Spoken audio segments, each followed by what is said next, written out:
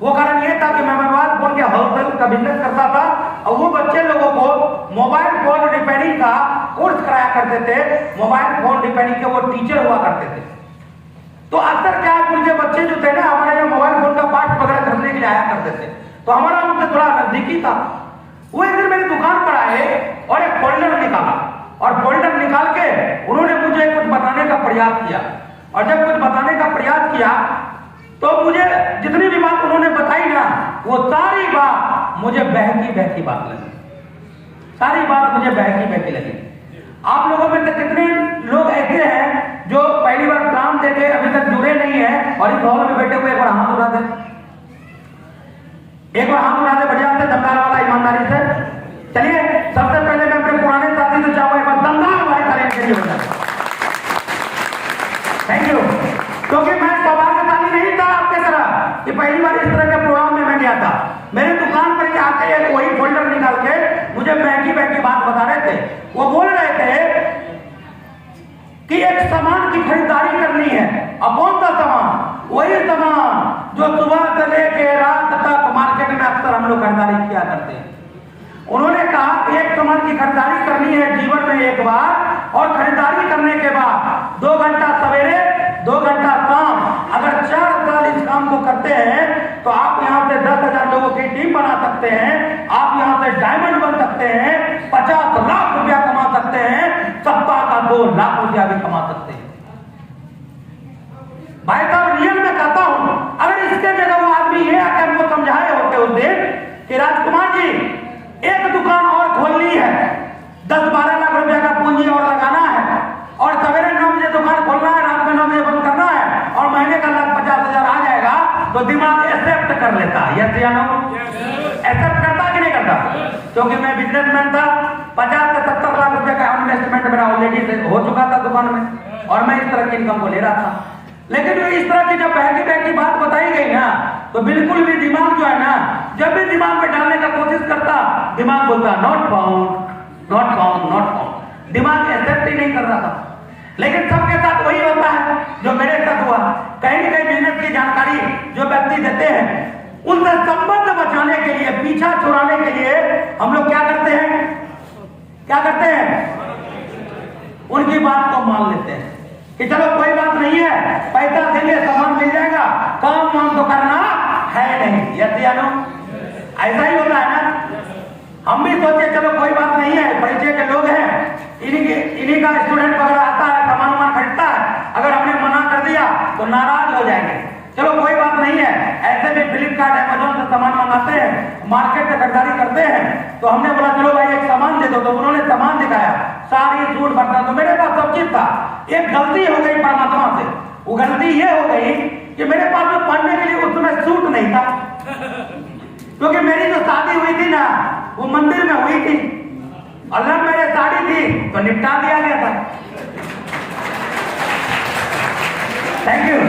तो मेरे पास में एक भी सूट नहीं था, और मैं जिस दुकान पे दुकानदारी क्या करता था, उस दुकान पे मैं अगर बताऊं तो मैं अपने पूरे 2004 से लेकर 2011, 12, 13 तक, विदन की 15 तक मेरा ड्रेस कोड बड़ा गजब का था। जानना चाहेंगे?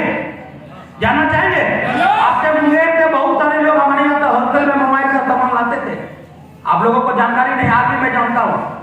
आपके मोबाइल मुंगेर के बहुत सारे दुकानदार हमारे बेगूसराय में हमसे होलसेल में सामान ले जाते थे। ठीक है?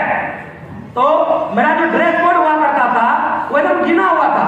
100 रुपया का हाफ टी शर्ट और 100 रुपया का रूपा कंपनी का बुम चुम वाला पैंट, जो कि अभी 350 रुपया हो गया। ये मेरा ड्रेस कोड था।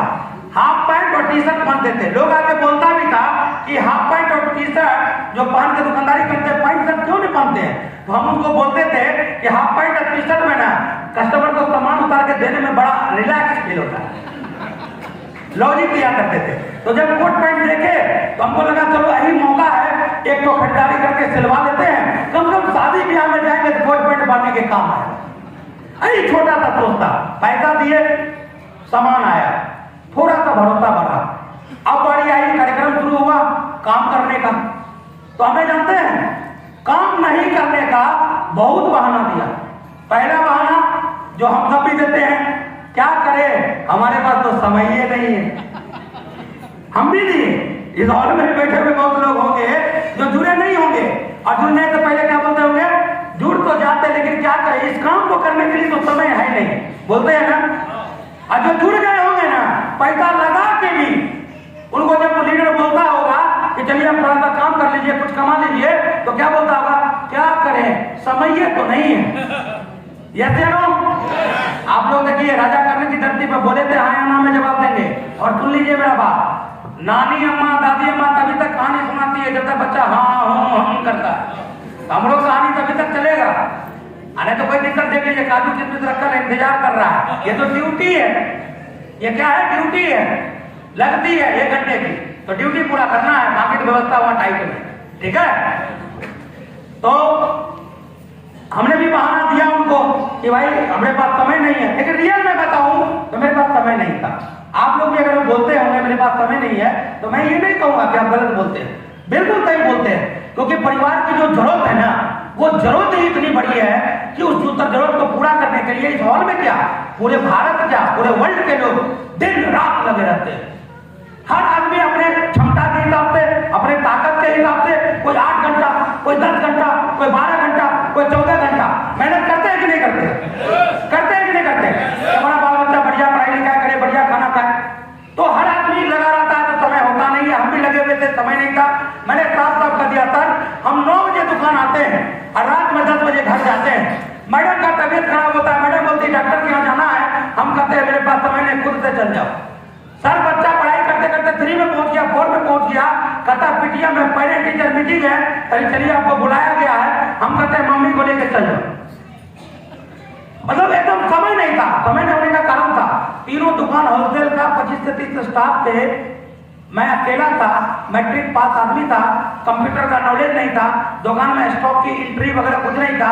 मैं दुकान से हटता, जो होते हमारे कर्मचारी जेबी होता है कि नहीं होता है, तो अंदर से डर बना हुआ था, इसलिए दुकान पर मैं यमराज की तरह बैठा था, यमराज की तरह, हिलेंगे नहीं। आपको बिलीव नहीं होगा, मैं खाना दुकान पर ही खाता था, 5-5 बजे 6 बजे शाम हो जाता था, जब वहां के हल्का होता था तो मैं खाना खाया करता था। और इस बिजनेस के बारे में बोला गया काम करने के लिए, मैंने साफ साफ बहाना बोल दिया, मेरे पास में टाइम नहीं है। लेकिन सर हमारे बहुत ही पहुंचे हुए थे, हमने बोला ना जिस तरह से सब लोग पीएचडी होल्डर हैं, आप लोग अपने व्यवसाय के, तो सेल्फ बिजनेस के पीएचडी होल्डर हमारे सर थे। उन्होंने कहा राजकुमार जी आप दुकान आते कितने बजे, तो मैंने बोला 9 बजे आते हैं, रात में 10 बजे आते हैं।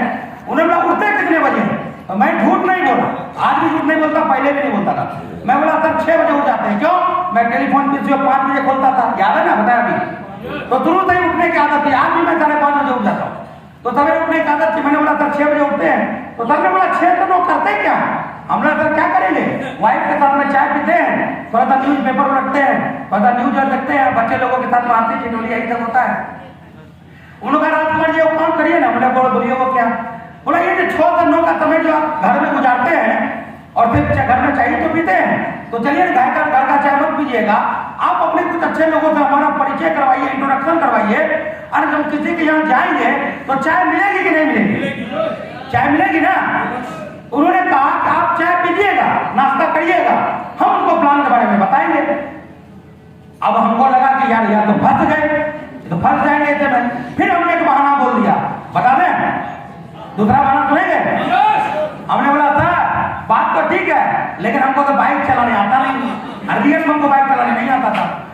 जानते हैं सर ने क्या कहा, जानना चाहेंगे, सर ने बोला बाइक चलाने की जरूरत क्या है, हम लेके आएंगे, आप सिर्फ बैठ जाना।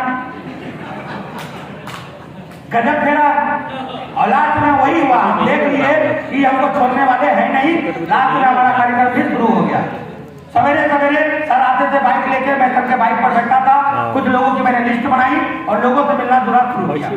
जब मैं कुछ लोगों से मिला, उन सारे लोगों से मिला, क्योंकि मैं 2015 में जब इस बिजनेस की शुरुआत को किया था, तो 11 से 15 4 साल के दरमियान मेरे जीवन में जो अचीवमेंट आया, उस अचीवमेंट के कारण बहुत सारे लोग हमें जानने लगे, पूरा नाम हो गया, परिवार में बहुत सारे घर परिवार के लोग भी जानने लगे, लगा कि नहीं भाई ढंग का आदमी है, अच्छा पैसा कमाता है, तो बहुत सारे लोगों से हमारा संपर्क था।